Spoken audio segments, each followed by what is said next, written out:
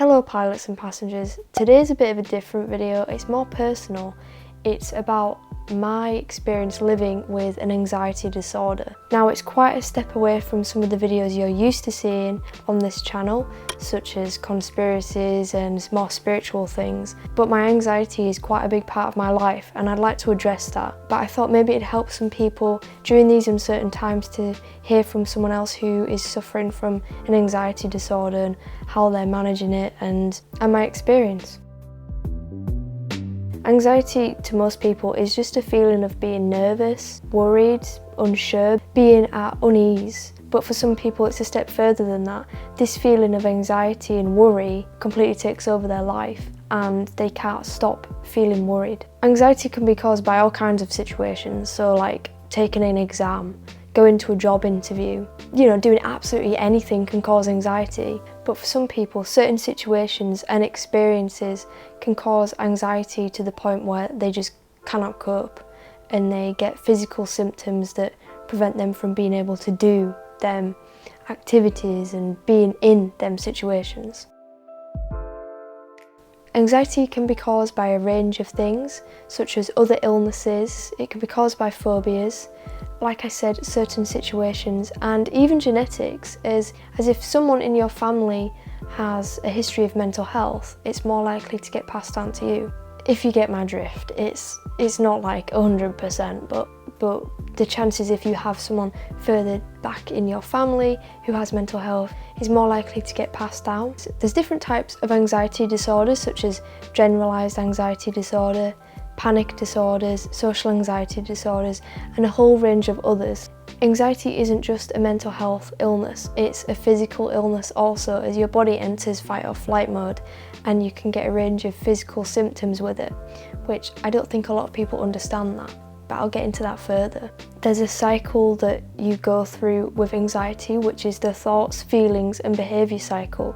So you have a thought about a situation which causes some feelings, and then you will have certain behaviours that act upon that. For example, say you are driving in the car and previously you had a bad experience when driving on the motorway.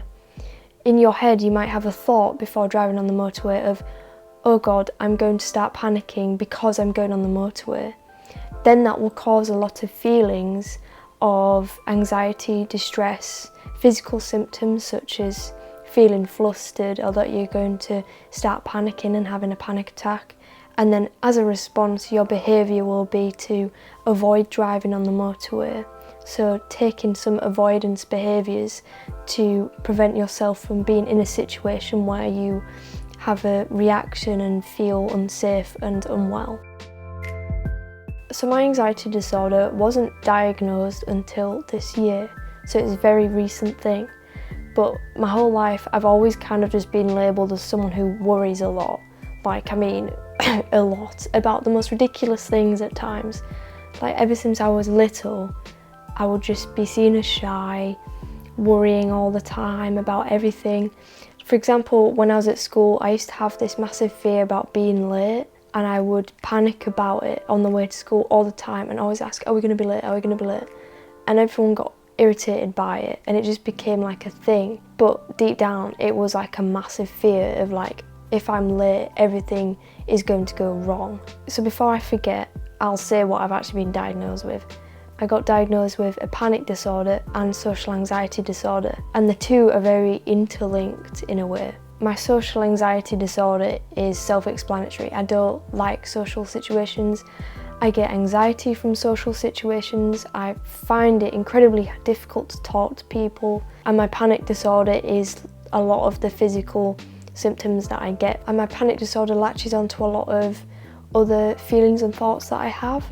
So it's more to do with going outside alone and feeling lost. So most of my childhood I've always just been really shy and been seen as shy and found it really hard to socialise and make friends. I kind of just fell into a group of friends who have always been there for me and always been friends with, but apart from that, making friends I've found really difficult, and I still do find it really hard. I struggle with social situations in terms of I have like a fear of making a fool of myself. I don't fully understand how conversations work, and that's more of like an autism thing, and I am getting tested for that, and it is looking more like I have the potential to have that. So whether my anxiety comes from that or not, I don't know. But yeah, I just don't understand how social things work, like what I'm supposed to say, when I'm supposed to say it. Like when I was younger, I would really struggle with that.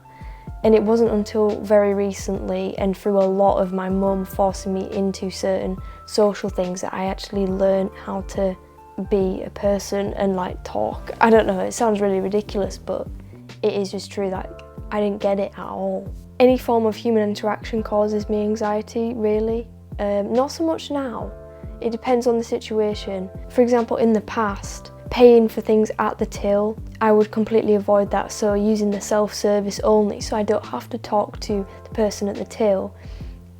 Especially when I was at university, I would do that all the time, like try to do multiple trips to the shops to avoid having to talk to the person at the till, because then I would have a small enough shopping to be able to go to the self-service. But now I can sort of manage paying at the till. It's not like a massive fear. In terms of social situations, I just completely try to avoid them. I get a lot of anxiety with the travelling aspect. So if I have to travel somewhere for maybe a social event or just travelling, I can't do it by myself. It just causes me a lot of panic. Like I am just terrified of getting lost and being stuck by myself and not knowing where to go. Like that is like my biggest fear. Or like if something goes wrong and I can't control that thing that's going wrong, like not having control of any situation is like a massive anxiety thing for me. I've struggled with a lot of this anxiety ever since I was a little, and especially when I was at college I had a really bad experience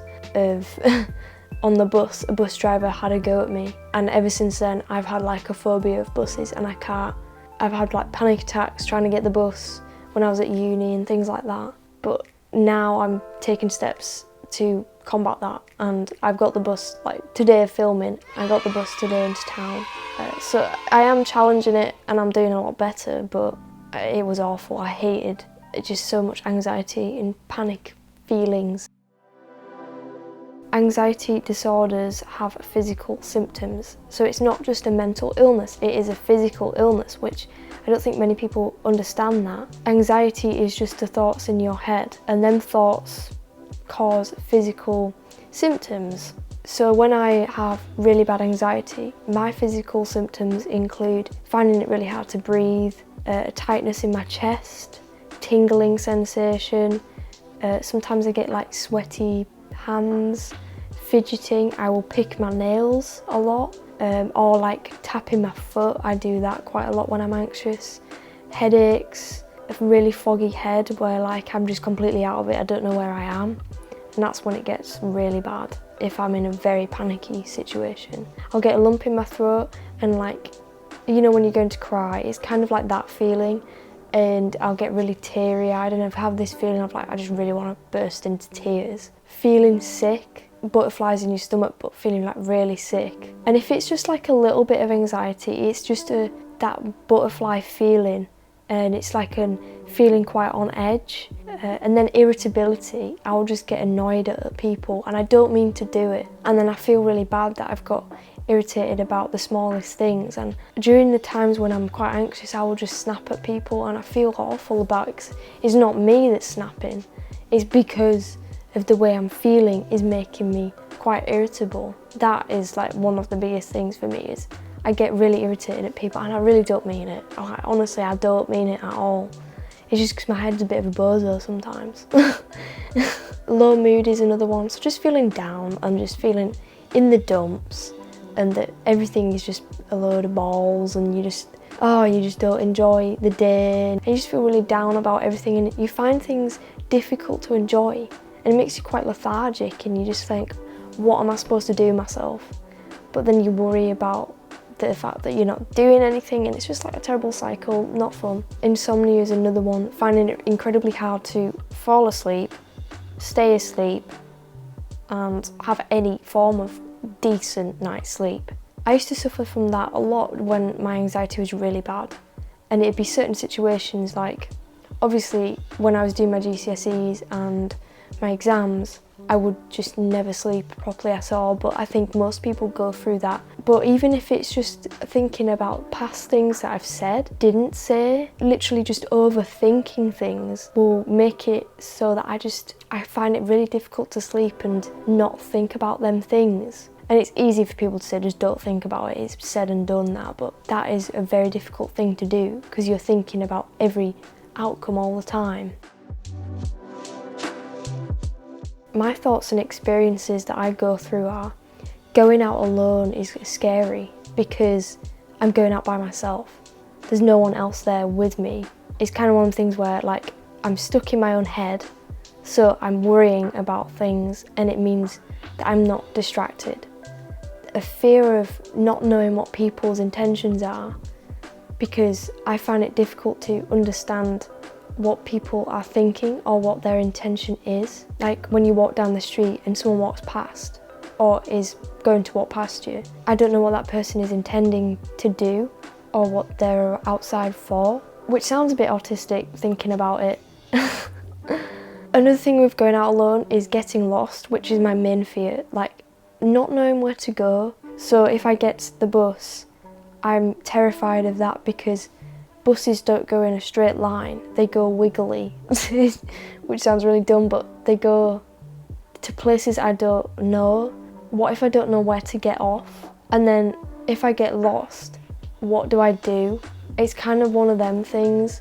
At uni I would only get the train, and I can get trains as long as I don't have changes. This is my anxiety thing thinking there, but I can get the train because to me that goes in a straight line. And so that's okay because I know exactly where it's going to stop and where to get off. Yeah, the bus phobia thing is more of a fear. I don't know how to ask for a ticket because I don't know where I'm going if I don't know the name of the place, which that was the fear for me, is I don't know where I'm going, and when I do go out, I don't exactly know where to go to do the thing that I'm going out to do.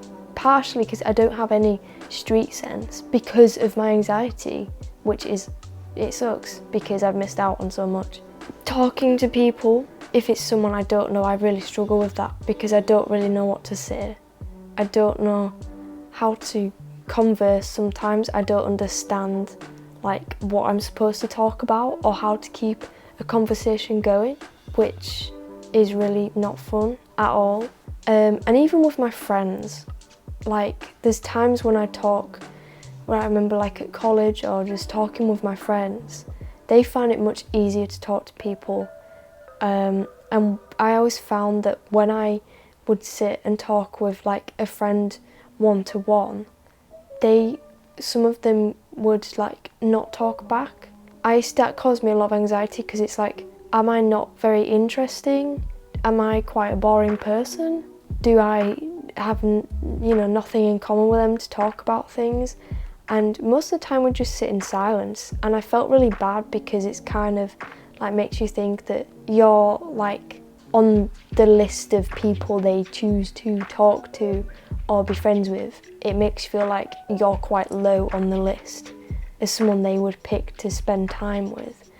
And looking at that now, I kind of still do feel that way. Like there's people I'm friends with who I still get anxiety talking to because them thoughts still go through my head, because it's like they don't talk to me, like no one messages me even now, and it kind of feels like sometimes when they do, it's when they have to. It's not like they want to talk to me, it's because they have to talk to me. And I kind of just accepted that now, and I think the reason I accepted it so easily and just gone along with it is because I just feel so anxious about it. So that's like one of my anxiety things, but coming to terms with it now is that I think that's their problem, that's not my problem. I will just figure things out, and the people I'm supposed to be friends with will come into my life when the stars align. So yeah, social anxiety wise, I try to avoid any social things, and I can't cope with travelling to social things because I'm at a social thing by myself, and then there's a lot of people and I have to do a lot of peopling, and that's really tiring. Talking to people includes people at tills, so I get anxiety about that, but I've challenged that a lot recently, so it's lower down, but I still find it difficult. And then my big thing is routine. I have to have like a structure during the day. If I'm going to travel somewhere, I need to have the timings down to a T. So I can't just like go willy-nilly, shilly-shally, spontaneous, right, I'm going out today. So I'm just going to walk outside and get this bus whenever and travel. I have to time it, so I know that at this point I set off, this point I get the bus, at this point I arrive there. It goes in reverse as well, so heading back home I need to know. So I've got this certain amount of time to do this and then get the bus back again.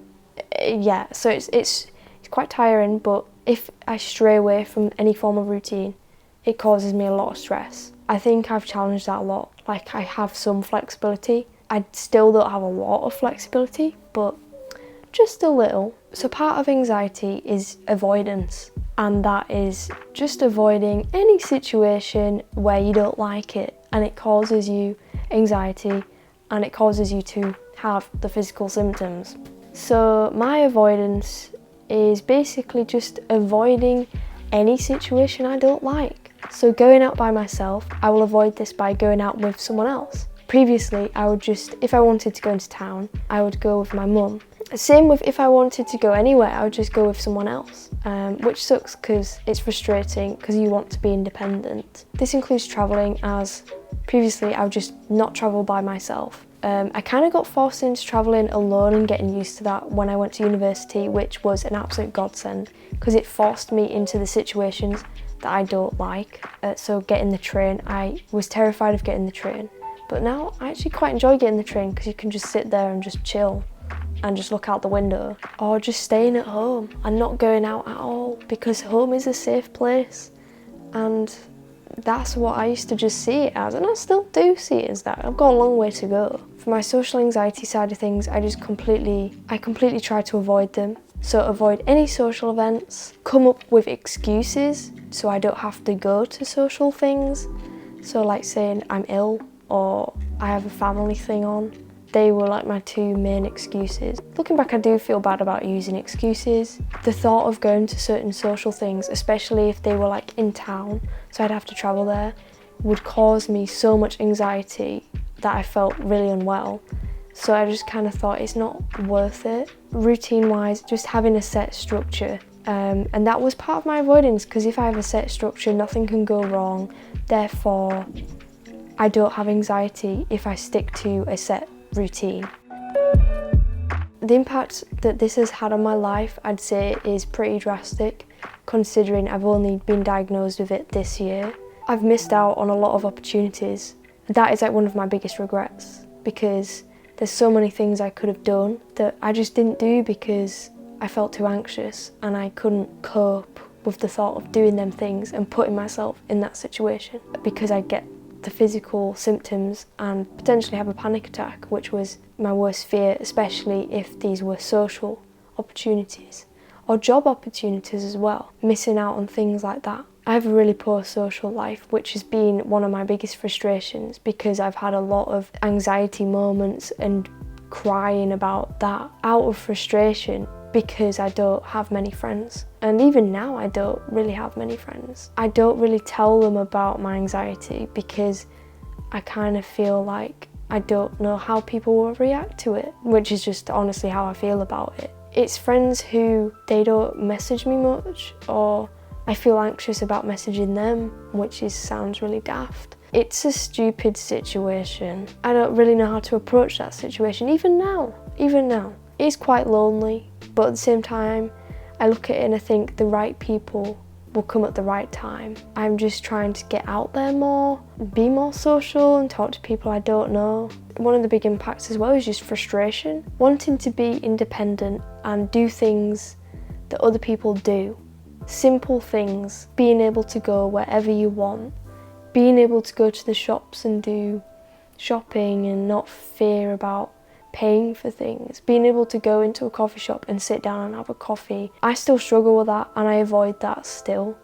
Like, I do envy people who can do that. Like, I'm not going to lie and say I don't, because I do. I envy people for doing simple things and being spontaneous. I have to have structure, and I'm still trying to get past that. One of my frustrations is that I didn't actually get this sorted till now. I've had so many opportunities that I could have said, please help me, and I just didn't do it. Or I didn't know how to talk about it. There's been points in my childhood where I was so close to actually saying to my parents, something isn't right with the way I feel about things and certain situations, and I get really panicky, but I didn't do it. I feel like if I did it back then, I would have been able to experience more things. Life is what it is, so I try not to dwell on that too much.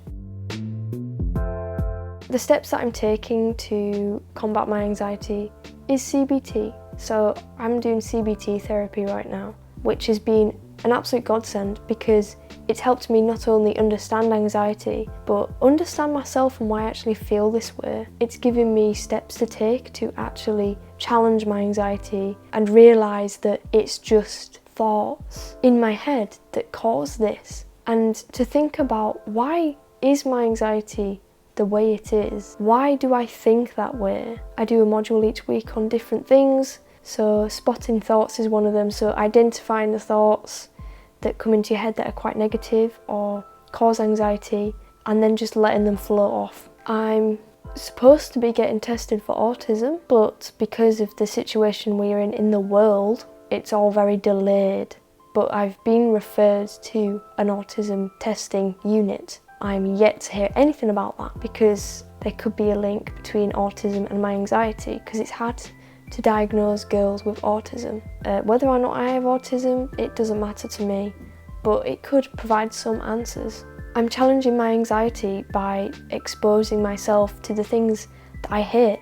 Like I've said, I've got the bus quite a lot recently, so I get the bus into town every Wednesday by myself to go to the comic book shop and buy comics. And that is not only challenging my travelling alone, I'm going out independently to do something I enjoy. I'm buying something at a till, and I've become very well acquainted and good friends with the woman in the comic book shop. I speak to her every time I go in, and I don't just speak to her like, oh, I'm buying this comic. It's long conversations, which is challenging my social anxiety side of things as well, which is really awesome. And another step I'm taking is actually talking about it, talking to other people about how I'm actually feeling more, because before I used to just let it bubble up inside me and then have just a massive breakdown, so let it spill over. But now, if I feel wobbly, then I will say, I feel a bit wobbly today. So how am I doing now? I have a lot of wobbly days, and that's okay because it's alright to have a wobble every now and again, and you can't be fine all the time. And I'm learning that it's okay to still feel anxious, but at the same time, just think about why and talk about it more. I've had my successes. So getting the bus, paying for things, going out by myself. I am challenging my anxiety, and I've come a very long way than where I first started. I still need to make friends and socialise. That is an aspect which is very difficult to do in the world we're living in now, being very limited and restricted with our freedoms taken away. But that is something I would love to work on more, making friends. I still don't understand how to make friends. That is something that baffles me to this day, and make some friends who are very like-minded and really care about how I feel and understand maybe my anxiety disorder more. And I have some wonderful friends already. Just to test myself more, make even more friends. I'm still managing my anxiety. I still have it. Like I said, I still have wobbly days. Every day is different. Some are difficult, some are pretty easy peasy. I've learnt that anxiety is a battle that can be challenged and defeated, but it's a very long battle, and it's not a straightforward road, it's a mountain that needs to be climbed. It takes time, patience, and effort to overcome anxiety step by step.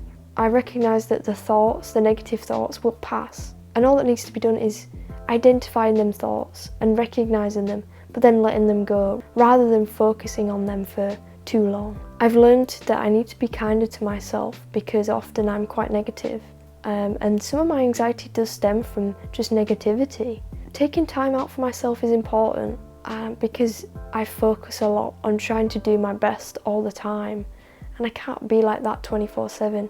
So taking time out to do the things I enjoy, a bit of self-care, is something that I've learned that is okay to do, and I don't need to be doing things all the time. Like, especially YouTube wise, I stress about Dare to Fly all the time, like crazy amounts. Whether it's doing well or not, I do stress about that way too much.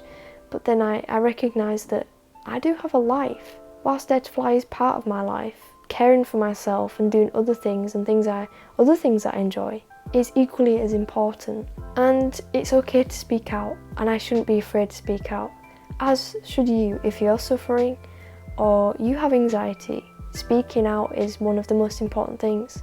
So don't be afraid to do it, because people aren't just going to look at you weird. They will be there to support you. And if people aren't there to support you, screw them. That's their problem, not yours. So there will always be someone there who is ready to listen to you.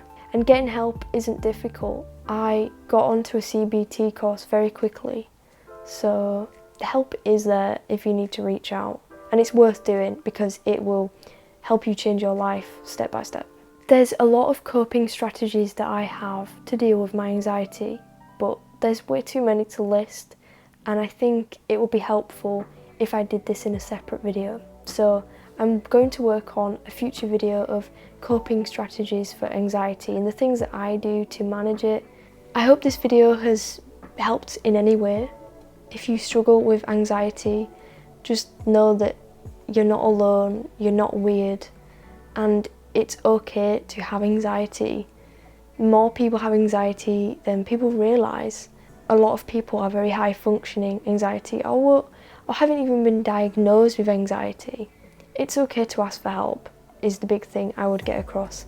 Avoidance is a suffering in itself, so if you are avoiding things and it's taking over your life like it was taking over mine, seriously, just reach out for help.